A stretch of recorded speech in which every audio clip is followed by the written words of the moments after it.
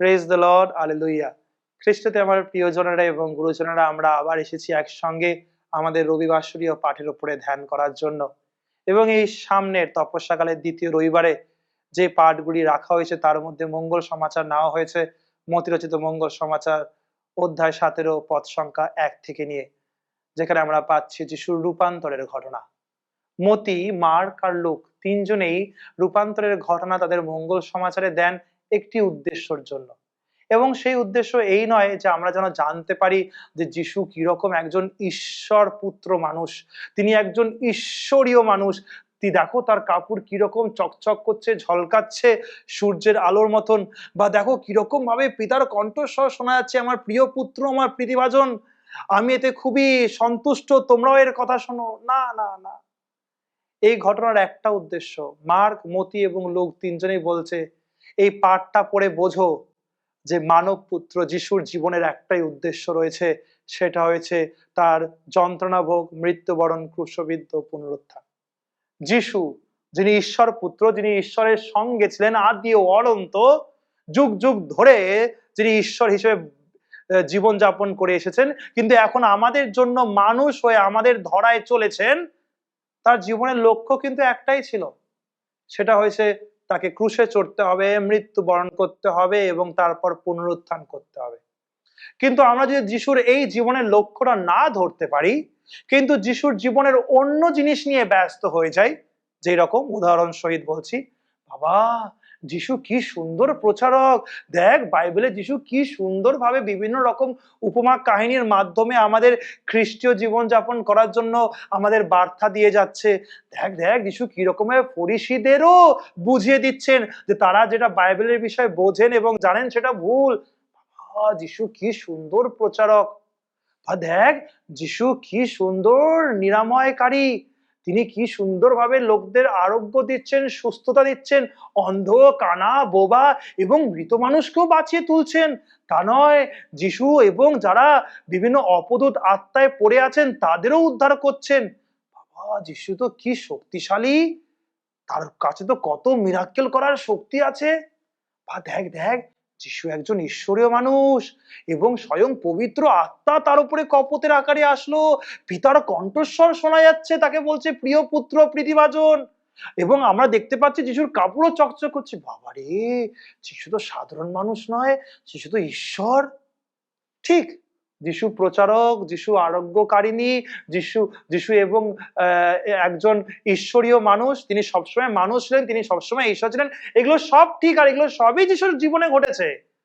কিন্তু এগুলো সবই ঘটেছে কারণ যিশু এসেছেন, মানুষ হয়েছেন, এবং তার এই মানুষ হওয়াতে, তার এই সব করাতে একটাই লক্ষ্য, আর সেটা হয়েছে ক্রুশ।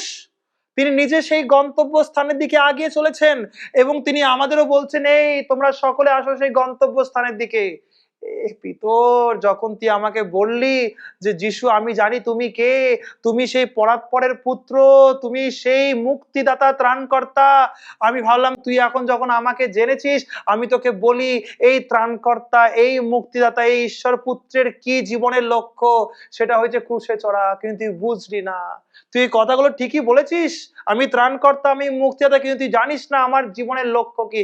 আর সেটা না বুঝেই তাই তুই আমার সামনে এসে দাঁড়ালি, বাধা হলি আমার পথে, আমার লক্ষ্যে পৌঁছানোর জন্য, এবং তাই আমাকে বাধ্য করলি বলার জন্য, এই শয়তান দূর হ, পেছনে যা।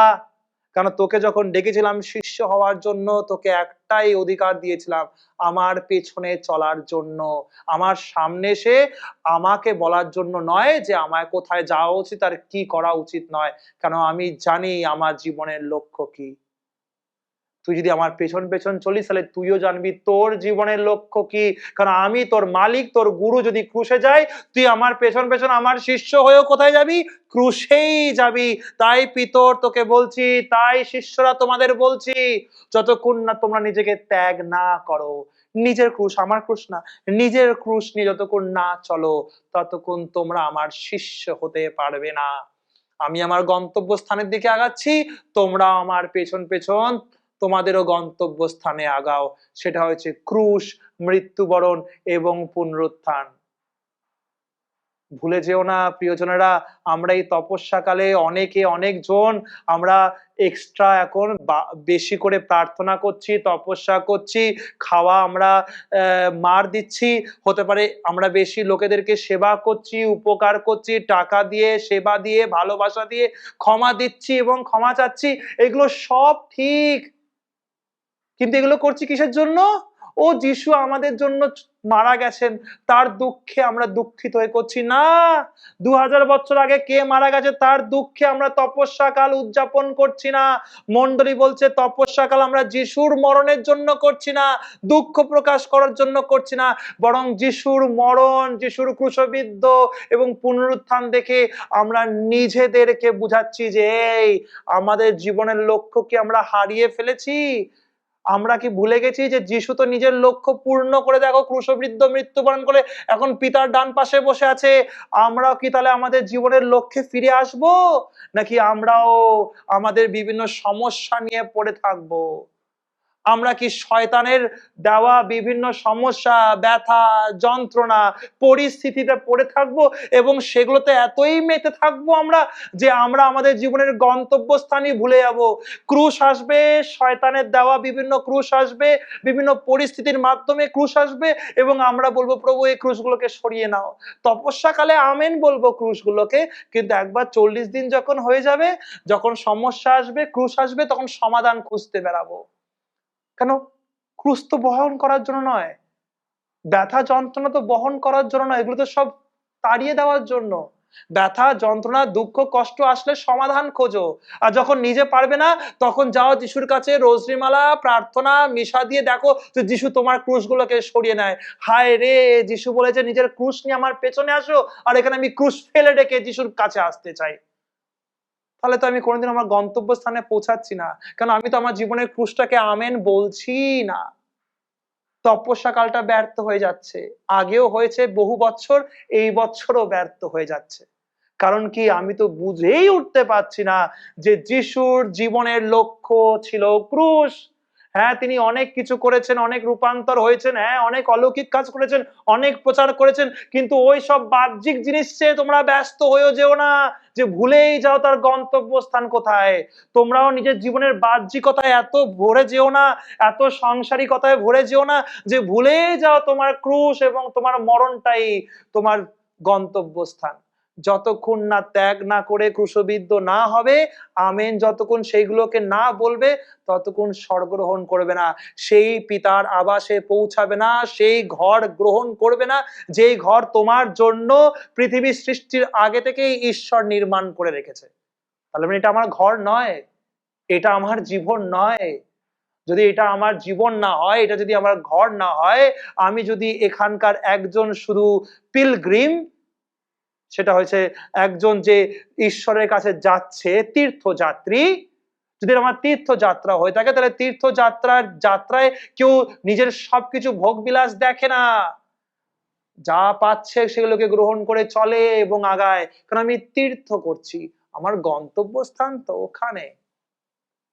প্রিয়জনেরা, আমরা দেখতে পাচ্ছি তাই এই রূপান্তরের ঘটনার মাধ্যমে যিশু ত্যক্ত হয়ে বলছে, ছি, তোরা আমার লক্ষ্যটা বুঝতে পারলি না জীবনের, তোরা নিজের লক্ষ্যটাও তাই বুঝে উঠতে পারছিস না, আমাকে ক্রুশ থেকে বাধা দিচ্ছিস, নিজেরাও জীবনের ক্রুশগুলোকে ফেলে, এড়িয়ে, পালিয়ে, সেগুলোকে সমাধান করে ভাবছিস বাহ্যিকতায় বেঁচে থাকবো।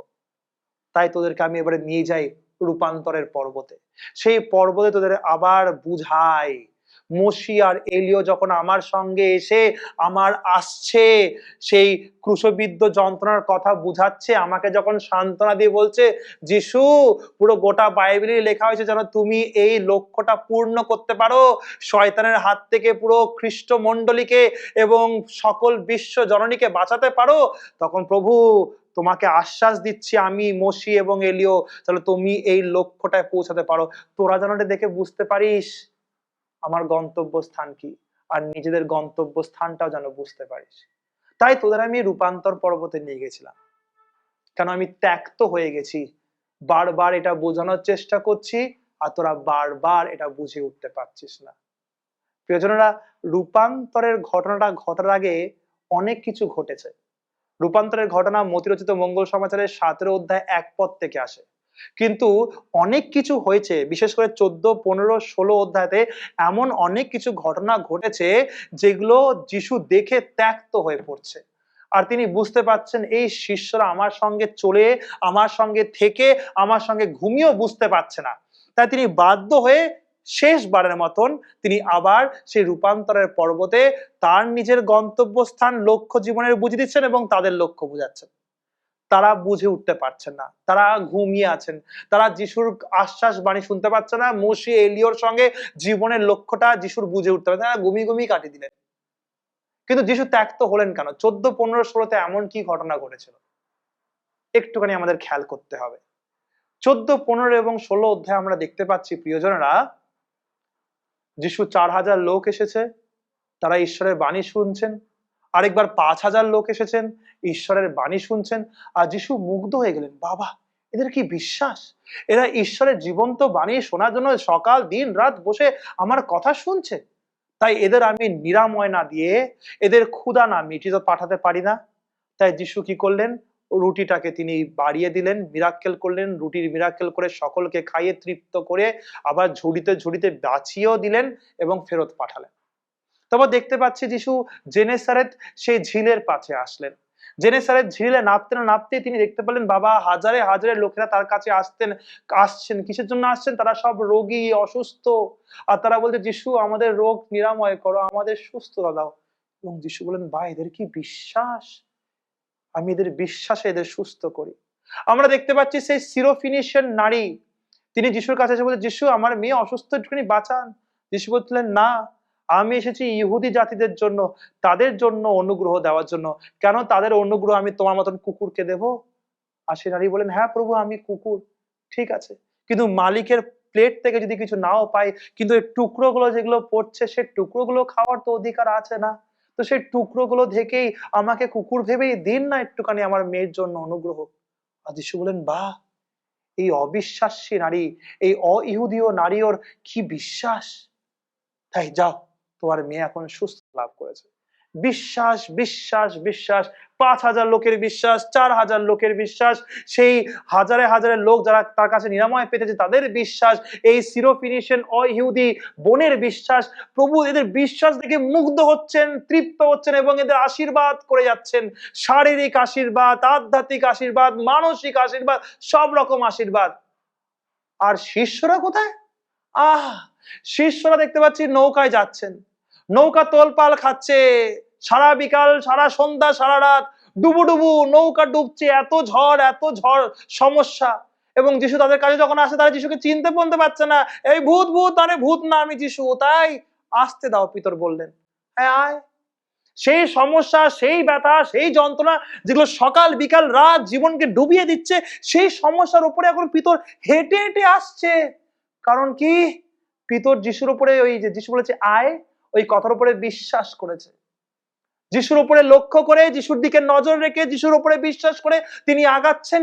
এবং তিনি কি রকম ভাবে সব সমস্যা, সব ব্যথা, সব যন্ত্রণা তিনি পার করতে পারছেন। হঠাৎ তার মনে হলো, না, আমাকে নজরটা একটুখানি যন্ত্রণায় দেওয়া উচিত, আমার সমস্যায় দেওয়া উচিত, আমার ব্যথায় দেওয়া উচিত, আমার জীবনের ঝড়ের দিকে দেওয়া উচিত। আর যেই দিল, ডোবা শুরু করলো এবং যিশু বললো, হায় রে পিতর, কি কম তোর বিশ্বাস! এদের বিশ্বাস দেখ, এদের বিশ্বাসে এদের আমি তৃপ্ত করছি, এদের মুগ্ধ করছি, এদের আশীর্বাদ দিচ্ছি, আর তোর কত বিশ্বাস কম। আবার দেখতে পাচ্ছি 12 শিষ্য বসে আসে নৌকায় যিশুর সঙ্গে এবং তারা ধ্যান করছে, বাবারে শুধু একটা রুটি হাতে, এই একটা রুটি নিয়ে কি করব? এই একটা রুটি 13 জনের পেট কি করে ভরবে? যিশু বলছে, এই তোরা ভুলে গেলি কটা ঝুড়ি বেঁচেছিল? 7টা, আরেকবার 12টা। যদি এতজনকে খাওয়ানোর পর যদি আমি 7 ঝুড়ি 12 ঝুড়ি বাঁচাতে পারি, তাহলে এই একটা রুটি ভেঙে আমি কি 13 জনকে খাওয়াতে পারি না? তোরা ভুলে গেছিস আমি সেই জীবন্ত রুটি, তোরা ভুলে গেছিস আমি সেই পূর্ণতার প্রতীক। তোদের সঙ্গে যখন আমি আছি নৌকায়, তাহলে ভয় কিসের? খাওয়ার ভয় কিসের? ঝর্ণায় ঝড়ে পড়ার ভয় কিসের? তোর এত কম বিশ্বাস। আবার দেখতে পাচ্ছি 12 শিষ্য প্রচার করার পরে ফিরে আসছেন, খুব আনন্দ। যিশু, আমরা না প্রচার করতে গেছিলাম, এই করেছি। এই চুপ চুপ, ওইসব বলতে হবে না। কি করেছিস, কি করতে পারিস হলো পরে হবে। আয় আমার সঙ্গে একটা নির্জন জায়গায়, আয় আমার সঙ্গে, আর আমার সঙ্গে বসে প্রার্থনা কর। কারণ যখন আমি 12 শিষ্যকে ডেকেছিলাম, যিশু যখন ডেকেছিলেন, তখন তাদের বলেছিলেন আমার সঙ্গে থাকো, আমার সঙ্গে প্রার্থনায় থাকবে এবং তারপর মিশনে যাবে। মিশন করে নিয়েছো, এবারে আবার ফিরে আসো সেই প্রথম আহ্বানে, আমার সঙ্গে নিরিবিলি জায়গায় প্রার্থনা করতে। কিন্তু বারবার আমরা দেখতে পাচ্ছি বাকি লোকেরা বিশ্বাস করতে পারছে, বাকি লোকেরা যিশুর দিকে নজর রেখে আধ্যাত্মিক পুষ্টি, শারীরিক পুষ্টি, সকল রকম আশীর্বাদ নিয়ে যাচ্ছে, কিন্তু 12 শিষ্যরা বারবার সেই আশীর্বাদ থেকে বঞ্চিত হচ্ছে। কারণ কি? তাদের বিশ্বাস নড়বড়ে। দ্বিতীয় কারণ কি? তারা এতটাই নিজেদের সমস্যায়, নিজের বাহ্যিকতায়, নিজেদের সংসারের মোহমায়ায় পড়ে আছে যে তাদের কাছে এই সব সমস্যা, ব্যথা, যন্ত্রণা এতই ওদের প্রি অকিউপাই করে রেখেছে, ব্যস্ত করে রেখেছে যে তারা যিশুর দিকে নজরই দিতে পারছে না। আর যিশু ত্যক্ত হয়ে তাই 7 অধ্যায় 1 পদে বলে, চল এবারে আমার সঙ্গে সেই পাহাড়ে চল, সেই নিরিবিলিতে চল, সেই একলা জায়গায় আয়, যেখানে আমার সঙ্গে প্রার্থনায় বসে তোরা আমার জীবনের লক্ষ্য এবং নিজেদের জীবনের লক্ষ্যটা বুঝে উঠতে পারবি। প্রিয়জনেরা, তাই এই যে তপস্যাকাল আমরা করছি, তপস্যাকাল শুধু এই 40 দিন নয় ক্রুশের দিকে যাত্রা করার আহ্বান দিচ্ছে। তপস্যাকাল বরঞ্চ আমাদের ফিরিয়ে আনছে সেই ক্রুশের দিকে যাত্রা করার জন্য, এবং বলছে এই ক্রুশের দিকে সবসময় 365 দিন যাত্রা করো। যন্ত্রণা ভোগ, ক্রুশবিদ্ধ, মৃত্যুবরণ প্রত্যেকটা মুহূর্তে আমেন বলে জীবনে গ্রহণ করো। ছোট বড় বিভিন্ন রকম ভাবে আসবে, বিভিন্ন ব্যক্তির মাধ্যমে আসবে, বিভিন্ন পরিস্থিতির মাধ্যমে আসবে, কিন্তু সবটাই আমেন বলে গ্রহণ করো, কারণ সেটাই তোমার গন্তব্যস্থান। হতে পারে তুমি সেই গন্তব্যস্থানে পৌঁছাবে আর আমার কাছ থেকে আশীর্বাদ পাবে, পুনরুত্থিত জীবন পাবে। হতে পারে তোমার এই 12 শিষ্যর মতো হবে, যারা গন্তব্যস্থানে পৌঁছাবে না, আমার আশীর্বাদের পাত্র পাত্রীও হয়ে উঠবে না। আর সেটা যদি না হও, তার কারণ দুটোই হবে। একটা, আমার উপরে বিশ্বাস রাখছো না। দ্বিতীয় হয়েছে, তোমরা এতই বাহ্যিকতায় ভরে রয়েছো, ওগুলোকে এতই প্রাধান্য দিচ্ছ, ওর উপরে এতই ব্যস্ত হয়ে উঠছো যে তোমরা ভুলেই গেছো যতই তোমরা ব্যস্ত হও, প্রাধান্য দাও, এগুলো নিয়ে মেতে থাকো, তোমরা কিন্তু ওটা থেকে বেরোনোর ক্ষমতা রাখো না যতক্ষণ না তোমাদের নজর আমার কাছে না এসে পৌঁছায়, আর আমার দিকে লক্ষ্য করে যতক্ষণ আমি আশীর্বাদ দিয়ে তোমাকে সেই সব সমস্যা থেকে দূর না করি। তাই প্রিয়জনেরা, আসুন আমরা এই আহ্বানটা গ্রহণ করি। প্রথম পাঠে দেখতে পাচ্ছি আব্রাহাম সেই আহ্বানটা গ্রহণ করেছিলেন।